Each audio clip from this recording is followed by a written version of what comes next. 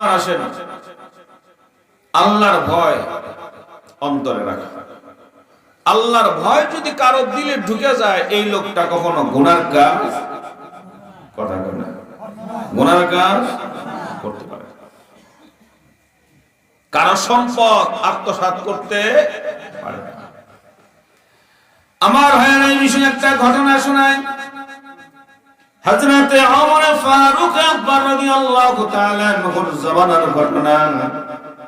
হযরতে ওমর তখন খেলাফতের মসনদে বসা। হযরতে ওমর, ওনার জামানায় একজন যুবক ছিল যে বড় আলেম, বড় ইলমের পাগল ছিল, বড় আলেম হওয়ার ইচ্ছা, ইলম শিখার বড় আগ্রহ।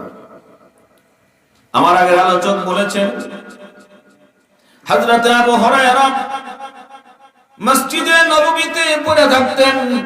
উদ্দেশ্য ছিল নবী সাল্লাল্লাহু আলাইহি ওয়াসাল্লামের হাদিসগুলো সংগ্রহ করা। এজন্য হযরত আবু হুরায়রা মসজিদের নববীর মধ্যে পড়ে থাকতেন। এখানে যা হাদিস আসতো তাই খাইতেন। হযরত আবু হুরায়রার হাদিস অনেক বেশি পাওয়া যায় হাদিসের মধ্যে। হযরত আবু হুরায়রা নবীর ইলমের পাগল ছিল, নবীর ইলমের পাগল ছিল। তো ওই যুবকটা ইলমের বড় পাগল, নেশা।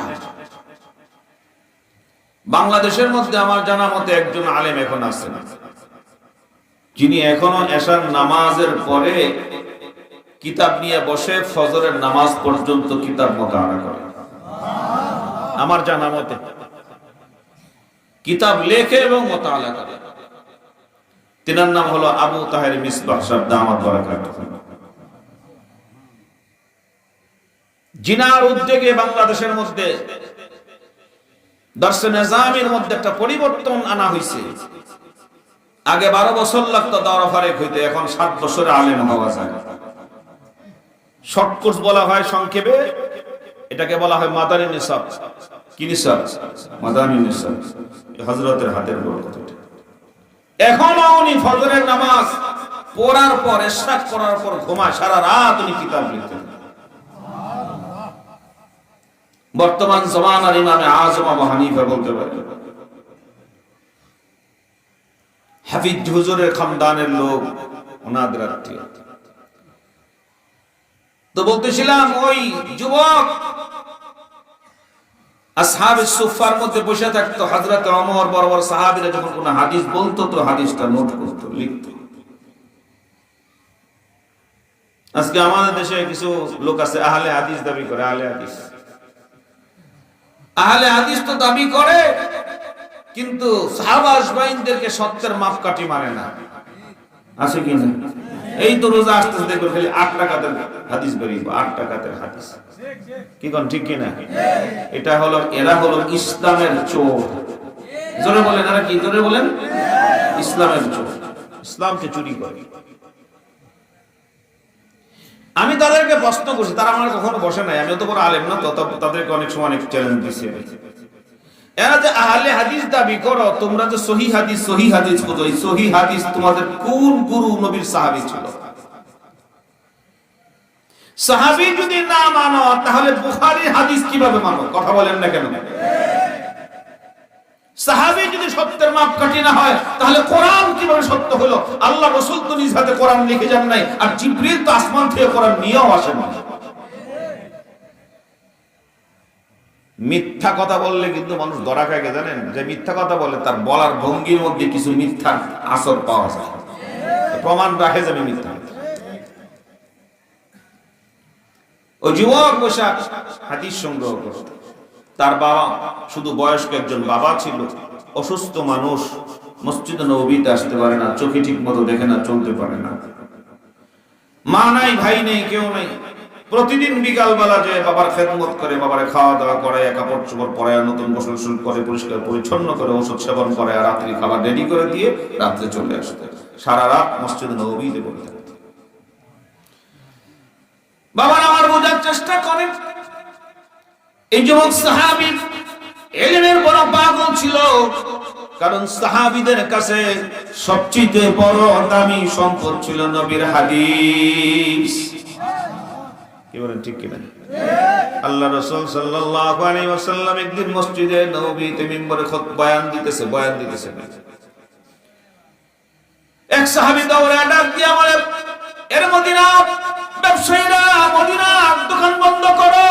আল্লাহর হাবিব রাহমাতুল লিল আলামিন মদিনার মসজিদে নবীর ওয়ারিস বন্টন করতেছে, কারা কারা বন্টনে শরীক হবে যাও। সাহাবীরা পাগল হয়ে গেছে, নবীর ওয়ারিস, কার ওয়ারিস? নবীর সম্পত্তি। আর একটা দাঁড়িয়ে যদি পাওয়া যায়, যেরকম ঠিক কিনা, এটা নখও যদি পাওয়া যায়, এক ফোঁটা ঘামও যদি পাওয়া যায়, নবীর পাগড়ির একটা যদি সুতা পাওয়া যায়, কথা বলেন না কেন? সাহাবীরা দৌড়ে দোকান ফেলে মসজিদে নববীতে সবাই যায় হাজির। দেখে না, নবী তো বয়ান করে, কোন ওয়ারিসের মাল দেখা যায় না, কোন সম্পদ দেখা যায় না, ঘটনা কি? ডাক দিয়ে জিজ্ঞাসা করে, আবু হুরায়রা তুমি যে ডাক দিলে ঘটনা কি? কই কেউ তো কোনো মাল সামানা দেখি না, নবী তো বয়ান করতেছে। হযরত আবু হুরায়রা চোখের পানি ছেড়ে কান্দে আর ডাক দিয়ে বলে, সাহাবীরা রে, নবীরা কোনদিন ওয়ারিস রেখা যায়? নবীরা তো কোনদিন ওয়ারিস রেখা যায় না। আল্লাহ রাসূল বলেছেন, যারা নাকি আমার ওয়ারিস হইতে চাওয়াল উলামা ওয়ারাসাতুল আম্বিয়া, আমার নবীর হাদিসগুলা যে এখান থেকে যত বেশি বেশি সংগ্রহ করবে, নবীর ওয়ারিসের মালিক তত বেশি হয়ে যাবে।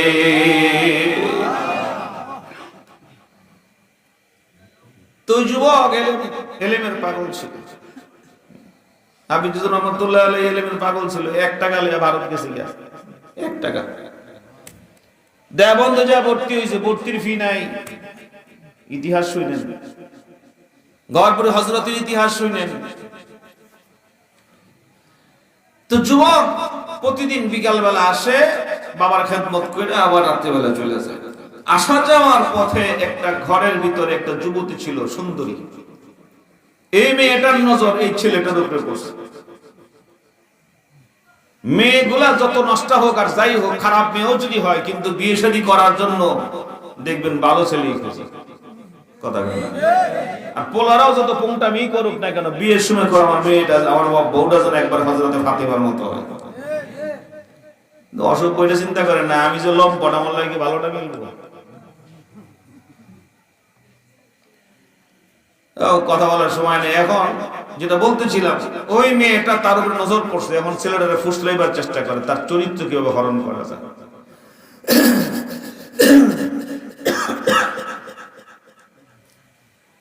কিন্তু যুবক তো বড় তাকওয়াওয়ালা, কি বলা?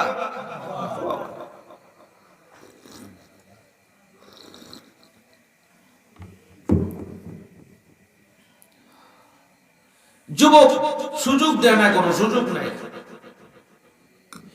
যুবক নিচের দিকে তাকায় যায়।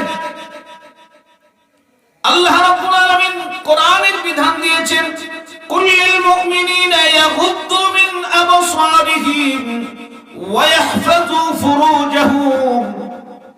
মুমিন, তখন তোমরা রাস্তায় চলাফেরা করো, তখন তোমাদের নজর কি নিচের দিকে রাখো। নজর নিচে রাখলে 2টা লাভ। 1 নাম্বার লাভ হলো গুনাহ থেকে, জিনার মতো গুনাহ থেকে তুমি বাইচা যাইবা। 2 নাম্বার লাভ, তোমার চরিত্র হেফাজত থাকবে। কি কর, ঠিক কি না? নিচের দিকে থাকে তো মহিলা শীষ দেয়, তালি বাজায়, এটা করে সেটা করে, কাজ হয় না। পাক্কা মুমিন তো আমাদের মতো ফটকা বারকা মুসলিম না, দাড়ি টুপি সবই আছে, নামাজও পড়ি, আবার মাশাআল্লাহ বাসা আছে, একেবারে সিরিয়ালটা লাগে ঠিক মতো দেখি। এই যে তাসবিহ হাতে জবে, অফিসার মতো তাসবিহ জবে, আবার রমজান মাসে কুশো খায়। নাই নাই নাই। এখন এই যুবক পাত্তা দেয় না। হঠাৎ করে একদিন তার খাদেম সহ, ওই মহিলার যে খাদেম আছে, চাকর আছে, চাকরের সহ মিলে, 2জনে মিলে জোর করে ধইরা বলে কিডন্যাপের মতো করে ঘরে নিয়ে গেছে, নিয়ে আটকায়, আজকে যাবে বহুদিন তোমার আসে কাছে, তোমার লাগ পাই না, আজকে পাইছি, আজকে আমি আমার মনের চাহাত আমি পুরো করবো, উপায় নেই বাঁচা। যুবকরা নিয়ে যখন ঘরে ঢুকে দিয়েছে, যুবক পরে টেনশনে পড়ে গেছে। যুবকটা আল্লাহর ভয়, যুবকটা তাকওয়াওয়ালা, যুবকটা নবীর জামানার সাহাবী হযরত ওমরের সোহবত পায়। এক জামানা সোহবতে বা আউলিয়া, এক জামানা সোহবতে বা আউলিয়া, বেতেরাস সালে তাআত বেরিয়া। আল্লাহ ওয়ালার সঙ্গে যদি উঠা বসা করো তুমি আল্লাহ ওয়ালা হয়ে যাইবা।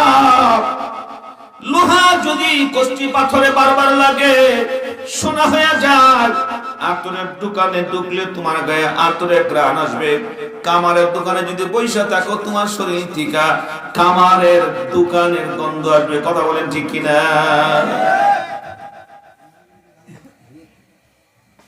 এবার যুবকটারে ঘরে ঢুকাই দিছে। খাদেমরা ডাক দিয়ে বলে, খাদেম যাও কিছু খাবার নিয়ে আসো। খাদেমরে পাঠায় দিছে। ঘরের দরজা বন্ধ করে যুবকরা ডাক দিয়ে বলে, এখন কি করবার? তোমার চরিত্র কে রক্ষা করবে? তোমার রূপ সৌন্দর্য দেখে, তোমার তাকওয়া দেখে আমি পাগল, আমি আমার খায়েশ পুরা করব। যুবকটা চিন্তা করতেছে, হায় হায় আমার জীবনের সমস্ত আমল বরবাদ হয়ে যাইব। আমি হাসরের ময়দানে আল্লাহর আদালতে পয়গম্বরের সামনে কেমনে মুখ দেখাইব? ইন্নামাল মুমিনুনা আল্লাযীনা ইযা যুকিরাল্লাহ ওয়াজিলাত কুলুবুহুম। আল্লাহ রাব্বুল আলামিন বলেন, খাঁটি মুমিনের পরিচয় হলো এটাই, আল্লাহর কথা স্মরণ হওয়া মাত্র তার কলিজা আল্লাহর ভয়ে কেঁপে উঠবে। এবার যুবকের ভিতরে কম্পন শুরু হয়ে গেছে। যুবকটা হঠাৎ কইরা উপরের দিকে নজর করছে, ছাদের দিকে তাকায়, এদিক সেদিক তাকায়, কোন দিক দিয়ে বের হওয়া যায় কিনা। যখন নাকি ছাদের দিকে যুবকটা নজর দিছে, তাকে দেখে ছাদের মধ্যে কোরআনে কারীমের একটা আয়াত দেখা যায়, আল্লাহু আকবার, ওয়ালা তাকরাবুজ জিনা ইন্নাহু কানা ফাহিশা। আয়াতটা যুবক যে মাত্র নাকি দেখেছে, একটা চিৎকার দিছে। চিৎকার দেওয়ার সঙ্গে সঙ্গে যুবকটা জমিনে বেহুশ হয়ে পড়ে গেছে।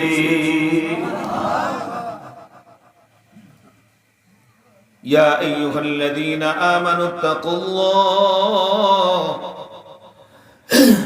যুবকটার হালত এমন হয়ে গেছে, এখন মহিলা বড় টেনশন। এতক্ষণ ফুর্তি ছিল, এখন টেনশন। যদি মারা যায় তাহলে হযরত ওমরের জমানা, উপায় নাই, আসামির কাঠ করে ধরে আমার কল্লাটা যাবে। দোয়া নিস পরে গেল, লা ইলাহা ইল্লাল্লাহ। হায় রে কি অবস্থা, কেউ নাই। খাদেম কোন সময় আসবে? এখন আর ওই ফুর্তি নাই। ধরে কোন ঠিক কি না?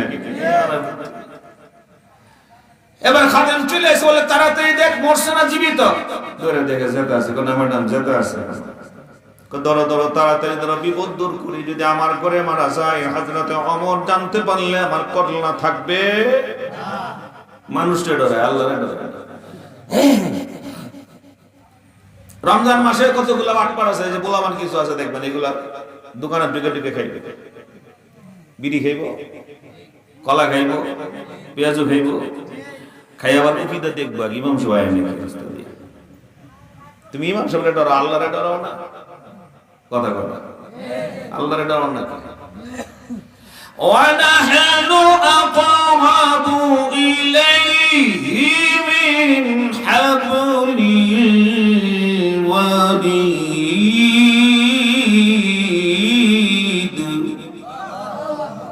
তুমি মনে করছো আল্লাহ তোমার দেখে না?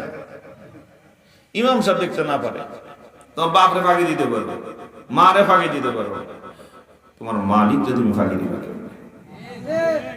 তোমার মালিক তো তোমার সাথে সাথে সাথে সাথে রগে রগে রেশায় রেশায়। কথা বলেন ঠিক কিনা?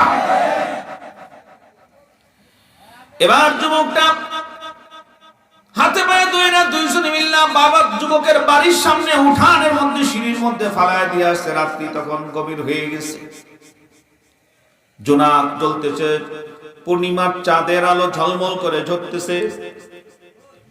যুবকটার বাবা কয়, হায় রে, আজকে আমার সন্তান আসে না, আমারে খাওয়াইলো না। আমার সন্তানটার কি হয়ে গেল? বাবার কলিজা সন্তানের মায়া, বাবার কলিজা মানে না। সন্তানের কি হয়ে গেল? কেন আমার সন্তান আসে না? এমন তো কোনোদিন হয় নাই। নিরুপায় হইয়া বাবা হাতে হাতে হামুগুড়ি দিয়ে কোন রকমের দরজার সামনে এসে দরজাটা খুলছে। দরজা খুলে তাকায় দেখে চোখটা মেলে দেয়, কি জানি একটা দেখা যায়। সামনে আসছে, সামনে এসে দেখে এটা কেউ না, এটা তার কলিজার টুকরা, তার সন্তান।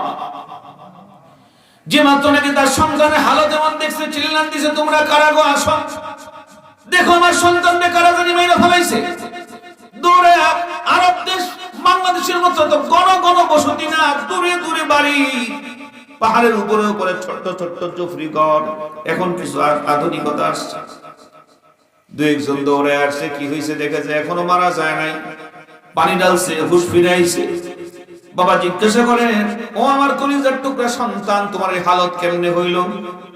সে বিস্তারিত শোনাইলো, এই এই এই এই ঘটনা ঘটছে। এরপরে আয়াত দেখার পরে আমার ভিতরে একটা ভয় ঢুকে গেছে। কার ভয়? জোরে কন্যা, কার ভয়?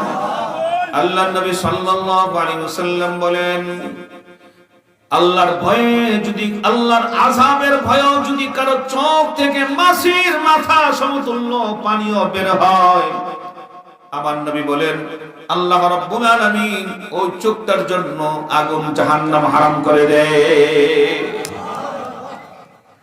আল্লাহর ভয়ের চোখের পানির দাম অনেক বেশি। আল্লাহকে হাত করা যাবে না দান কইরা, আল্লাহকে হাত করা যায় না যত নামাজ পড়িরা, আল্লাহকে হাত করা যায় না যত রোজা রাখা। আল্লাহর হাত করতে বেশি কিছু লাগে না, একটা সিজদা দিয়ে চিৎকার করে ডাকো, আল্লাহ জীবনের গুনাহ তুমি মাফ করে দাও, আল্লাহ আমি আর তোমার দরবার ছেড়ে যাব না। মালিক ডাক দিয়ে বলে, বান্দারে এমনি যদি একটা চিৎকার মেরে তুই ডাক দিস, তোর চোখ দিয়ে গড়গড়ে পানি বের হয়ে যায় আমার ভয়। আমি আল্লাহ পাক আমার জায়গায় আমি ঠিক থাকতে পারি না। আমি আল্লাহ রাব্বুল আলামিন সাথে সাথে আমার রহমতের দরিয়ার মধ্যে চোখ চলে আসে। আমি মালিক রহমতের হাত বাড়া চোখের পানি মুছিয়ে ফেলি আর বলি, বান্দা কান্দিস না, কান্দিস না, লা তাকনাতু মির রাহমাতি আলা গাযাবি। আমার আল্লাহ তাআলা ডাকতে বলে, বান্দা আমার রহমত, আমার গজব থেকে আমার রহমত অনেক অগ্রসর। সুবহানাল্লাহ। বান্দা আমি তোরে মাফ করে আমার কুদরতি কোলের মধ্যে তুলে নেই। চোখের পানি বড়